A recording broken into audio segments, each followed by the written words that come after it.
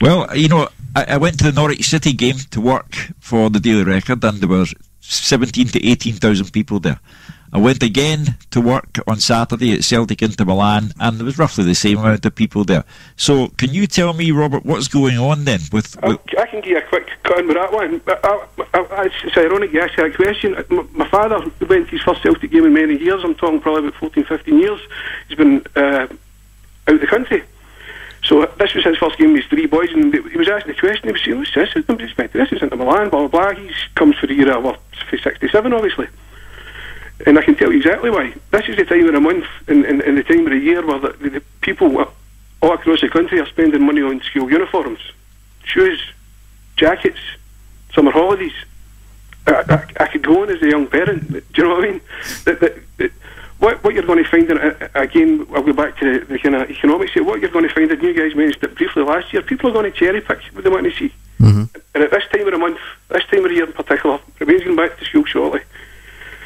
I don't know how many. You've got a granddaughter. I've heard you speak about paying for her wedding as well as a $3 before. That's right, yeah. And there's a fifth on the way, so it's murder Polis. Ask your daughter how much a school uniform's going to cost. I'm very well aware. But listen, Robert. At the same time, we'll see.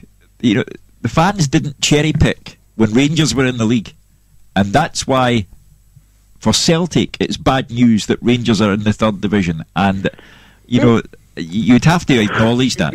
I acknowledge it to a certain extent, but again, it's one of these situations. The forums like this, in forums, especially online, give people the right to express their opinion.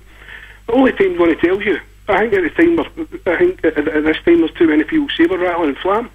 I really do. I think we should just take a step back. Let's see what happens, and no jump on the bandwagon. Well, Robert, I'll tell you what. You know the floor's always open here.